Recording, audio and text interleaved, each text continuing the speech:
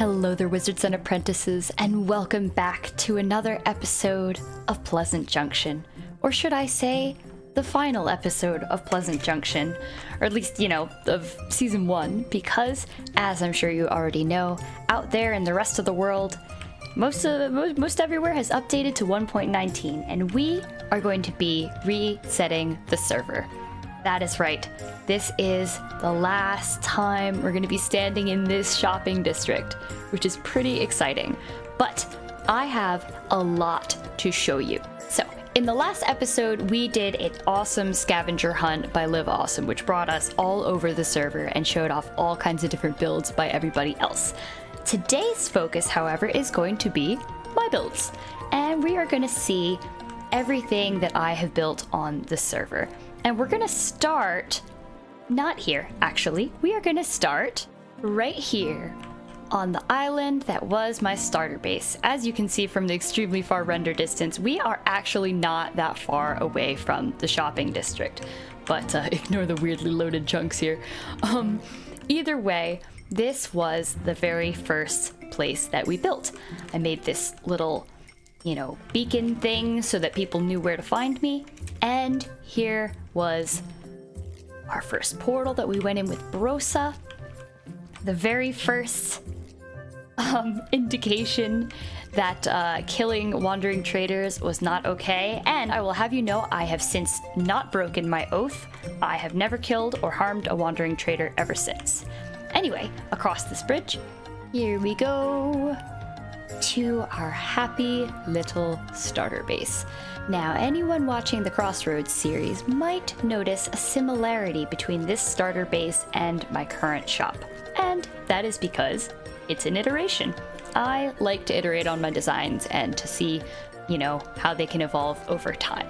But either way, this was my starter base here. So we'll go in. Hello, it's Valka and Olin.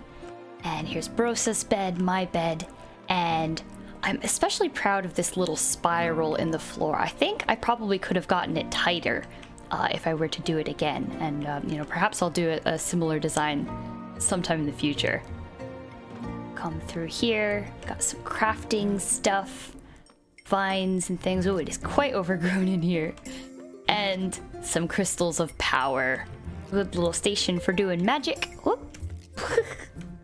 That's it. That's the starter base. Let's move along. So now here we are back over at the shopping district. And I've contributed quite a few things over here. Now, I won't show you the same things that we showed in the last episode, right? You already know about this. This is our little textile shop. But I also made this lighthouse that was to help people find the shopping district early on before we had a whole bunch of builds.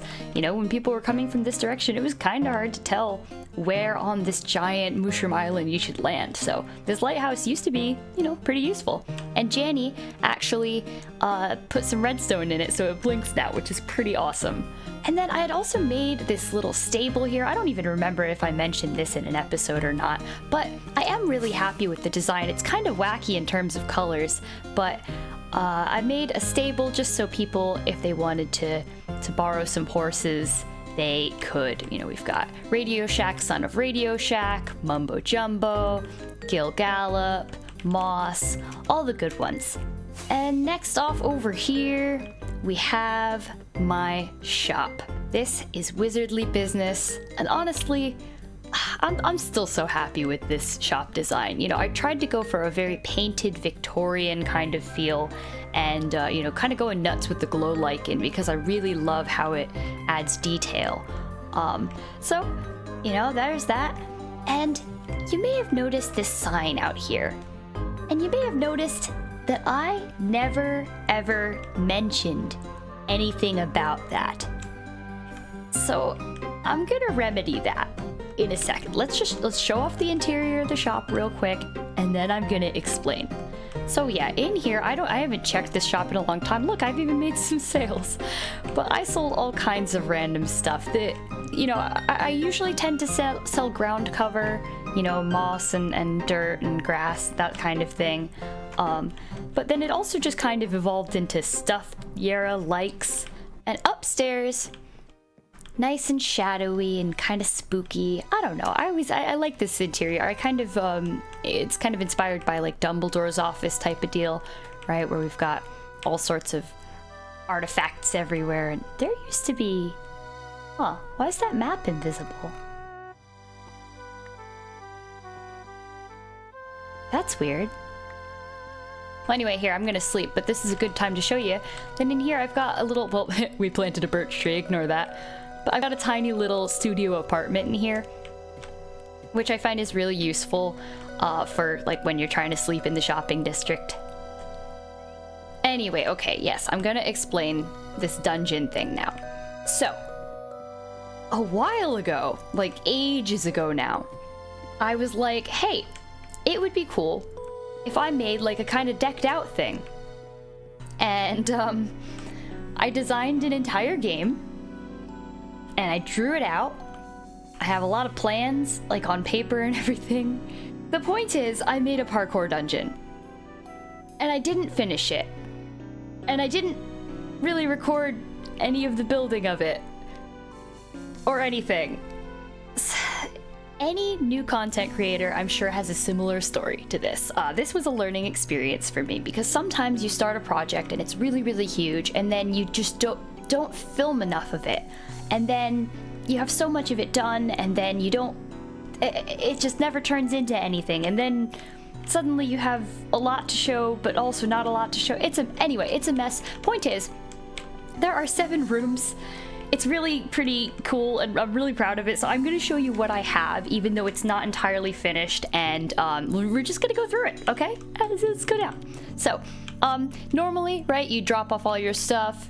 Ignore all these things. These are like titles that you would earn by completing the different rooms. And there would have been like trophies hidden, but there aren't any trophies hidden. But okay, so normally you drop off all your stuff, you'd grab some food, and drop down. So this is the first room, and this one is like cave themed, obviously, and the object is just to get yourself over here and, you know, not fail, right?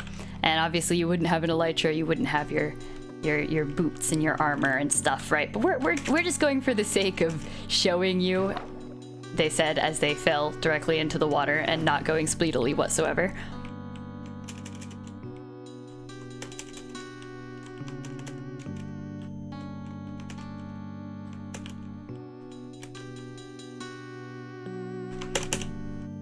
Ta-da! So that's the first room done. And, you know, there were some spaces for hidden secrets kind of around this area. This was actually a natural ravine that I left in. And, yeah, so then you would go on here, you know, well done, Bountiful Whippersnapper, press on. So that means you've earned the title of Bountiful Whippersnapper by going through here. So the next room is a vertical challenge, right? So the idea is to fall down, or not fall down rather, the idea is to jump down on these candles and, you know, survive. Oh, yeah, see, if I hadn't been wearing any armor, I would have died there. You survived, springy neophyte, rest well. So this is the first of the safe rooms, right? Now, if you're a person who watches my Pleasant Junction series, you will start to notice a lot of things, a lot of similarities between this and the dungeon that I'm working on now there. And that is because, you know, having not finished this, I really wanted to incorporate a lot of ideas from this into something that I was going to have a chance to finish. So anyway, yep, this is a nice safe zone. You could set your spawn, grab some food. If you had any treasures that you found, you could drop them off here and pick them up later. And if you wanted to exit the game, you can exit here as well. But let's move on. So this is the room that isn't finished. As you'll see, there is a space down here for redstone that we didn't actually get to finish. But this room I am so proud of. I'm gonna get up high real quick so that you can see. Hang on.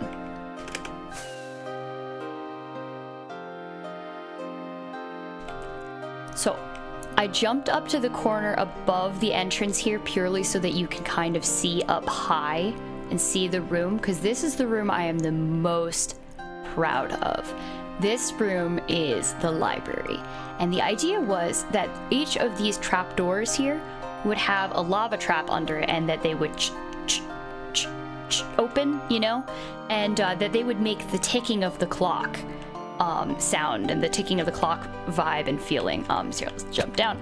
But yeah, so you come in through here and you have choices of where to go, and there are multiple statues throughout. Look, and the idea, as you can see, you gotta get to that. You gotta get to that door in the clock. So there's you know, you kind of gotta make your way. So normally you'd be jumping, right? You'd be having troubles. There's all kinds of hidden things. We have different members of the server represented as little statues throughout. And it's pretty exciting. Like, we gotta kind of be careful where the redstone holes are right now. But yeah, all kinds of little nooks and crannies, hidden things.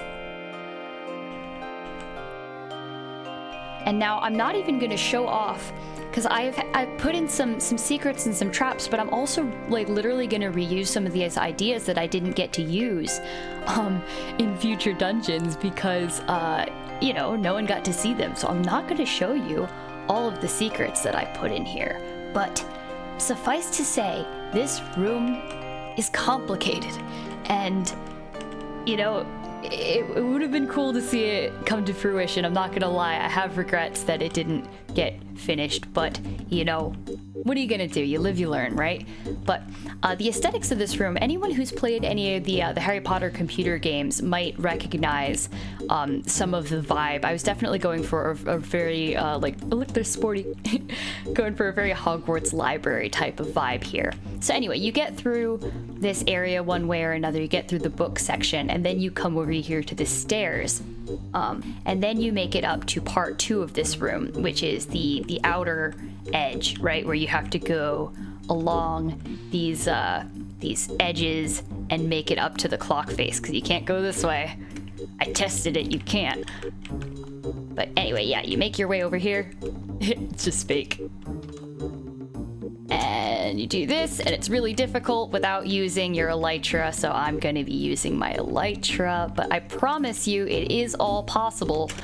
In fact, you know, me, Riz, Cup, a couple of us, one time while we were having a bit of an evening to ourselves, let's say, and we were all just kind of like going wild doing parkour in this dungeon as I was constructing it. Like, it was pretty silly. Whoop. Whoop. Pop. It's difficult, but it's possible. And then, oh, see, that one would be annoying if I had missed, if I were trying to get this and if I weren't cheating right now, because then I would have had to go all the way back and do it all again. But anyway, yes, you go along the outer ring here. This one's a bit of a difficult jump because it's got this this beam here, so you gotta kind of watch your head and not do that. But anyway, the point is you do this little ladder thing, and then you end up on the clock face, and then you are on to the next room, the clock room. Time waits for no one, frolicking acolyte. And your objective now is to make it across these gears. See, look, there's one of my service entrances that I didn't get to close up. But I am really, here, let me show you the view from below, because I'm happy with this room. It is really difficult to do gears in Minecraft, I found, but I hopefully got the effect of some, you know, some fancy cogs. But anyway, yes, the objective is make your way across these gears. It is a bit difficult, but again, possible. And, you know, once again, still using my elytra. Trust me, it's possible. We're here to show the build, not to show my parkour skills, because, yeah, we don't have all night. And then once we have gotten across, we are in the next safe room. This one, it's a little more complicated to get out. There's a little bit of a rail cart system that drops you off in the lobby, but I did want there to be an easy exit in every safe room because, you know, it's a pretty long dungeon, and if you died a bunch of times and you just want to give up for the day, I wanted it to be easy so that people could come back and try again if they wanted to.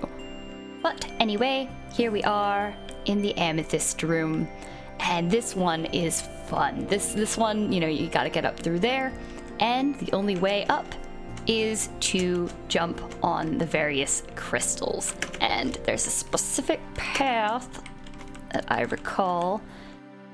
It's a little difficult, but not impossible. Honestly, the hardest part is more discovering the path, because there are a lot of red herrings. But, you know, definitely not one of the more difficult rooms. You saw I just did that in one, so... But, yeah. Goodness, you've achieved rank Leaper Adept. Keep going. And next is the Dripleaf room. This one is difficult. Let's see if I can do it. Oh, oh, oh, oh, oh, oh, nope. It's really difficult. You gotta get up to that ledge. Now, I did make it so that there are various checkpoints throughout this thing, right? Now, okay, another important thing is that none of these can be used to cheat. They can't get you up high enough. But yeah, so there's various checkpoints to get you through this area. Pretend for the sake of argument that I got it. So anyway, if you wanted to go backwards, you could, but you can't go forwards through this barrier. Game design. And boop, and boop, boop, bop. Oh, I fell. Did I ever mention that I'm not actually that good at parkour? I just really like level design. And this is one of the easiest ways you can make a dungeon without knowing much redstone. Why don't I have any ender pearls on me? What's wrong with me? Who even am I? Etho would be disappointed. Oh, come on, emergency box. Yes! Knew the emergency box wouldn't let me down. Yeah, so like normally you would parkour your way up here. So, here we are at the final checkpoint room. This is a very bright room, and it is thematic of the next area. And then the final room. This is called the Hurts Your Eyes room. And you know why it's called that? Can you take a guess? Leave a guess in the comments if you know why this is called the Hurts Your Eyes room. Anyway, yeah, it's pretty self-explanatory. Get across without falling into the cactus, the berries, or the lava. So yeah, you do that. That's the final room. It's kind of a silly one compared to the all the other ones and all the effort put into them, but that's that. And then this way for ultra-powered mega bouncers only. Dun, da, da, dun, da, da, dun, da, da, da, da, dun, da, da. You get put into a dirt hallway, told thank you for playing, and then dropped unceremoniously back in the lobby because I did not think of how to end this game. But yeah, that's it. I made an entire parkour dungeon. I don't think anyone's ever played it all the way through. Someone has actually played every level at this point. Riz has played most of it. Cup has played a decent amount of it. So like, at least other people have gotten to play it. So it's not completely like left by the wayside. But the important thing about all of that is that I learned a lot about, you know, both content creation and about like, you know, level design and about you know, making a parkour dungeon. And I'm hopeful that even though this dungeon never got finished, that my next dungeons will all be the better for it. But now everyone, let's hop into the Nether because it is time to head over to our base proper. So this is the phosphorescent promenade and it leads to JERAWIZARD'S Isle of Portobello. I've got my head and my symbols here, so that is easy to find. So this tunnel was built as kind of a response to Riz saying that it was really hard to build with purple. I decided to just kind of, you know, do what I do, go nuts with it, and just pick a wild color scheme. And I love this. This is probably one of my favorite things I've ever built, honestly. As weird as it is to say that about a nether tunnel. I just love this design. I like making nether tunnels in general, I think.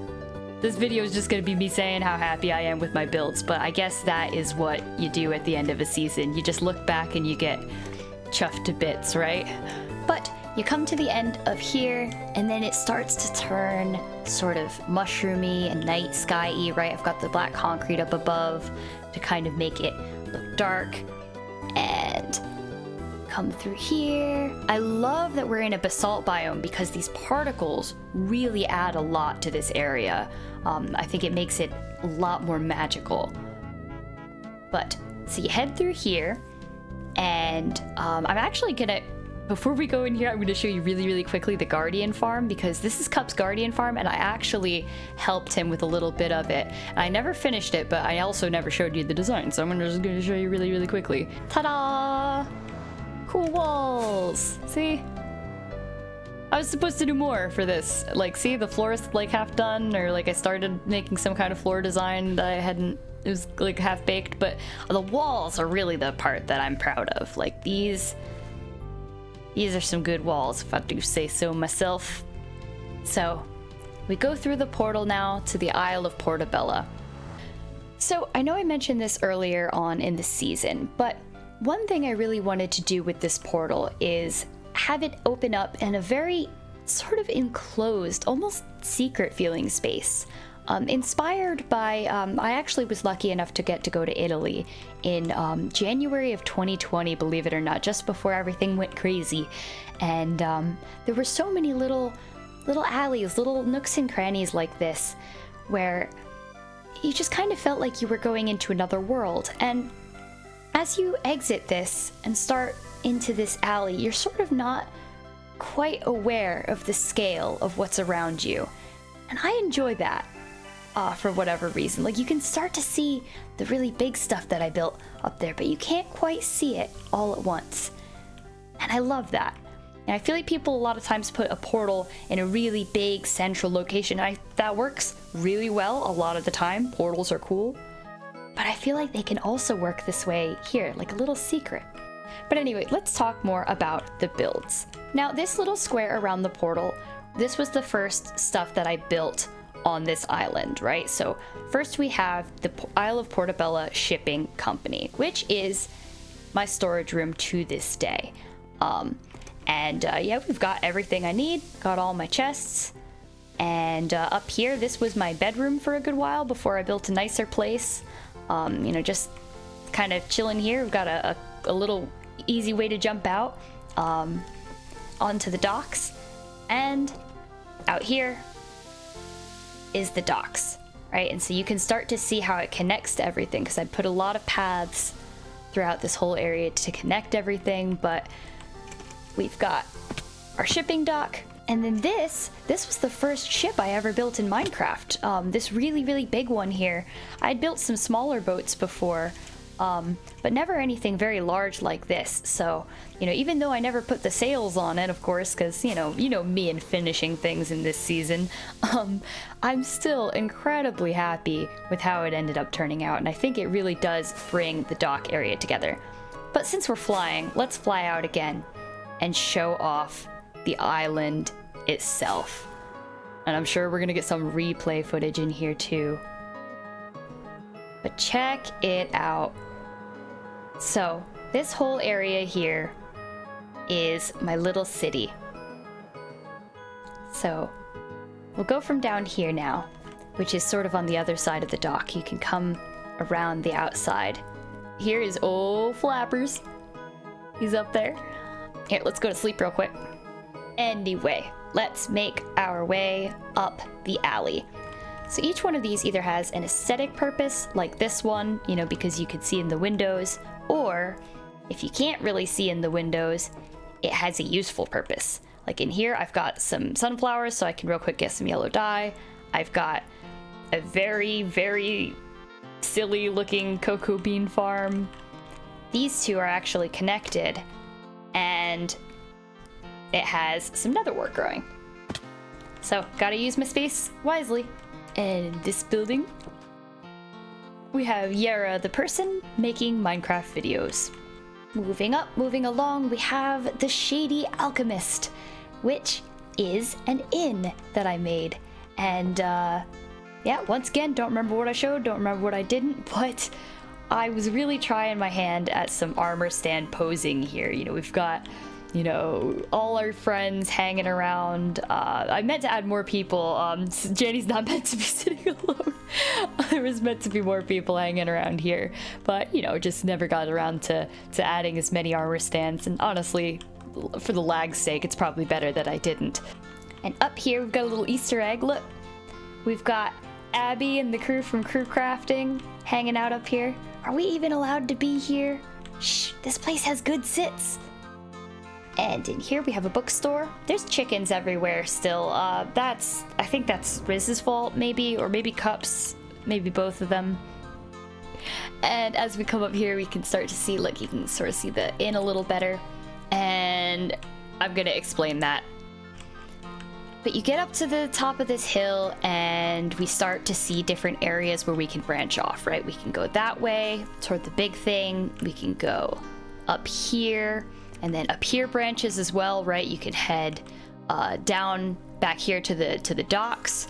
Now up here is a building I'm really happy with. I really like the Cartographers House that I built here. It's just this little pink and blue house. There's something about it I just really enjoyed.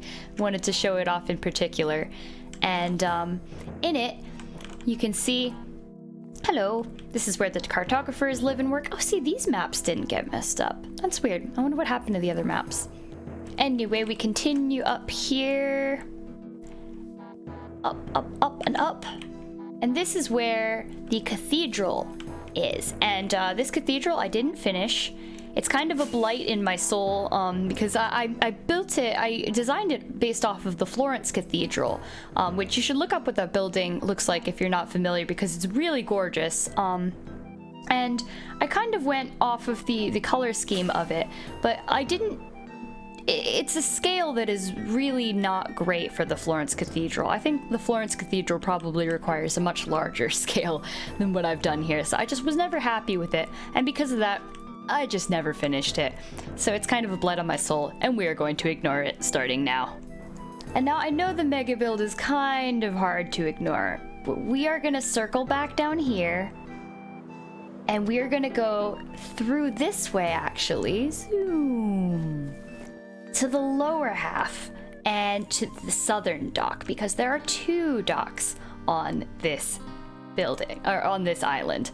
So here is a little bit of a market, kind of barren. I probably would have added more detail, and a bit of a blacksmith based off of the Solitude blacksmith from Skyrim, if you're a Skyrim person. And all right, yeah, it's time to explain this guy. So if you're part of my Discord, I guess here's time for a shameless plug for my Discord. If you're part of my Discord, I made some cursed I made a cursed mumbo jumbo picture, and yeah, this is my friend's retaliation for it. yeah, what is this, Aaron in tags, it looks like? No, I haven't finished the treasure hunt yet. And then here is a build that I actually based off of Howl's Moving Castle, believe it or not. So look, if you look in here, this might be a little familiar, right? We've got Calcifer. It's close. Go to sleep real quick. And just like everything else I build, there are multiple entrances, multiple ways to get in and out and around, because I just find that so much fun. More chickens. Anyway, it is now time to address the elephant in the room, and by the elephant in the room I mean the gigantic red and blue tree in the center of my build. So let's zoom along this way and take a good look, because this is something that I am so proud of still. This, as you know if you saw the other episode, this is from Pajama Sam, and it's covered in chickens still. I really... Okay, chickens taken care of, I think. No, not entirely. But chickens, let's just pretend they're taken care of. We have the House of Darkness. This house is based off of the Land of Darkness from Pajama Sam, No Need to Hide When It's Dark Outside. My favorite childhood game. And one of my personal favorite examples of level design and world design in general. I'm just in love with it. I've never built anything this large before and, you know, finished it. So this, I consider it just a really big accomplishment, and I'm really proud of being able to do something this large and this complex in shape, you know? But yeah, there's no interior. It's just meant as a big old centerpiece, and I'm just happy. I'm happy I finished this part. If nothing else on this base, I am so happy that I finished the big tree. So the last little path down here on the island leads down to two things. On the left, it leads to a chest monster for one thing. Actually, is it that much of a... Yeah, it's a chest monster. It leads to a chest monster. But then it also leads to this, which is my cottage. This is actually technically my home on this server, and I love it. Let's check out the inside. We've got a very, very complex interior, as I like it, because you know me, I like tons of detail. I don't just like a little detail, I like a lot of detail. My bed with all my floating candles, and the observation tower. And then from here, we'll jump down and show off the last thing. And I know I already showed this off pretty recently too, but this is the Crystalline Plaza, which was just me trying to use every dang block in the game, you know, in a continuation of like my wacky color scheme from over here. I really just wanted to continue and use every possible block in a build if I could. And, you know, some of these buildings I like more than others, but in general, I am so happy with the you know, diversity of block choice of this plaza. And, you know, we've got a lot of different Easter eggs here, right? We've got, you know, Mumbo falling in love with glow lichen over redstone. We've got, you know, Etho and Escal shopping for redstone. But yeah, that's gotta be basically my entire base. That's gotta be everything that I've built, apart from a couple one-offs that, you know, you've either seen elsewhere or maybe don't matter so much. That has to be all of my builds for this season. Oh yeah, I do have a sheep farm over here, and then I have this little hut where I kept my villagers. But, you know, that's it. That's the season. That was Pleasant Junction, everybody. And, like, I don't know about you, but I had a ton of fun with this season. It was so much fun getting to hang out with everybody and see everyone's amazing builds and to learn, you know? I feel like I learned so much, and especially from things like this, right? Like, you all didn't really see me build most of this base, and that is something that I regret, but not in a bad way, if that makes sense. Like, in a way that makes me feel like I've learned from it, in a way that makes me feel that the next time I build Giant City, that I'm gonna have replay mod going, you know? But yeah, I really want to take a moment and thank everyone for watching this episode, for watching any of my episodes, and watching any of my progress here on Pleasant Junction. You know, I've learned so much about building, content creation, everything from being on here. And even though it's time to bring this season to a close, I am so overjoyed at how everything turned out and how it's all gone. So Pleasant Junction is going to be restarting for 1.19, and realistically, I probably will not be making episodes for season 2. However, I'm still totally going to be a part of the server, and, you know, you might see me stream here and there, especially for doing any kind of fun group activities or something. So, you know, stay tuned, because you definitely haven't seen the last of Pleasant Junction. But that said, everybody, that does bring it to a close for today. I have just used my last rocket, so that's probably a good place to end it for today. I don't know how to end a series. I've never done it before. It's weird. I don't know what to say. Thank you. And bye. You know, I guess I'll see you in the next video, cuz you know this isn't the end. You know there's more coming.